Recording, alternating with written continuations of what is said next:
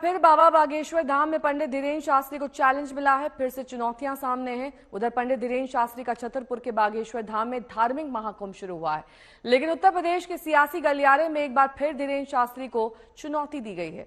स्वामी प्रसाद मौर्य ने जो कुछ बाबा के बारे में कहा, उसने एक बार फिर नया बवाल खड़ा कर दिया है।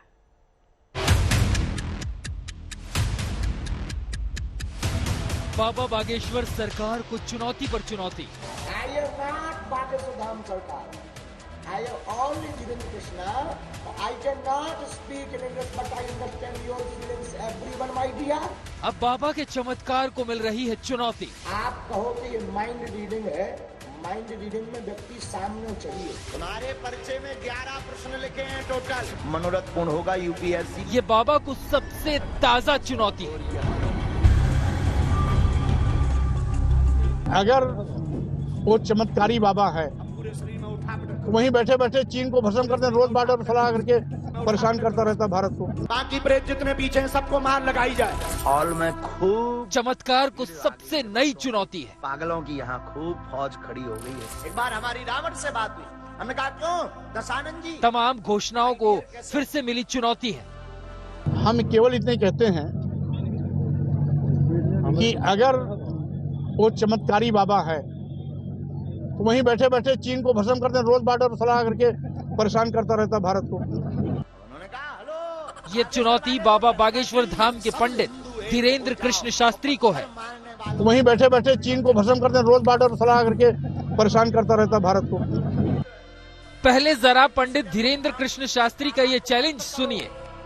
अब उन्हें पता ही नहीं कि हम बाबा है ही नहीं, हम तो ढाबा। प्रत्येक मीडिया वाले और प्रत्येक व्यक्ति और जो भी वो अमुक हैं तथाकथित, उनसे आई रिक्वेस्ट कि हम बीच में कथा छोड़कर भागे ये बोलना बंद कर दें। हमारी कथा 7 दिन तक की ही थी। उसका स्क्रीनशॉट 3 तारीख का न्यूज पर बागेश्वर धाम ऑफिशियल पेज पर 3 जनवरी को पहले से ही डेट घोषित कर दी थी कि हम केवल 7 दिन की कथा करेंगे, क्योंकि हमारे गुरुदेव का जन्मोत्सव था। और आगामी सभी कथाएं 7-7 दिन की 2-2 दिन घटाई गई, क्योंकि फरवरी में हमारे यहाँ यज्ञ है। क्योंकि सारा बवाल यहीं से शुरू हुआ था, जबकि इस बात का उनके पास तर्क भी है। नागपुर में पुलिस ने आपको आप पे शिकायत भी है नागपुर में, और आपको क्या कोई नोटिस दिया गया है? यही तो झूठ है। कोई लीगली रिपोर्ट नहीं है, कोई एफआईआर नहीं है, हमारे पास कोई नोटिस नहीं है।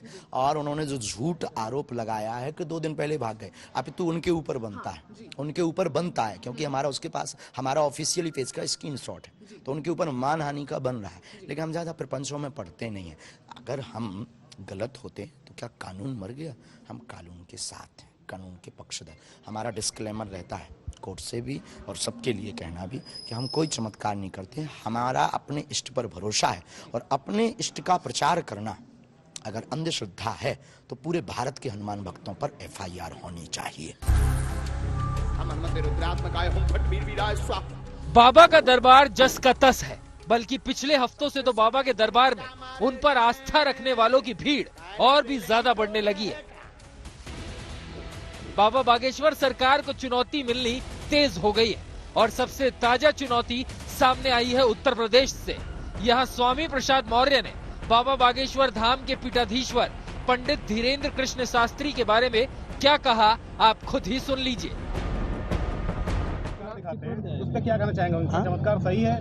बागेश्वर बाबा जो चमत्कार दिखाते हैं, वो उनका चमत्कार के बारे में आप क्या कहना चाहते हैं? अरे भाई, हम केवल इतने कहते हैं कि अगर वो चमत्कारी बाबा है तो वहीं बैठे बैठे चीन को भस्म करते, रोज बार्डर पर फैला करके परेशान करता रहता भारत को। बागेश्वर धाम के बाबा धीरेन्द्र शास्त्री के दावे और चमत्कार पर चुनौती बढ़ती जा रही है। जाहिर है संत समाज और सियासत की तरफ से उठते चमत्कार को चैलेंज करने वाली आवाजें आने वाले दिनों के लिए एक नए नजारे की तस्वीर को तैयार करने में लगी है। यानी पिक्चर अभी बाकी है। आज तक ब्यूरो।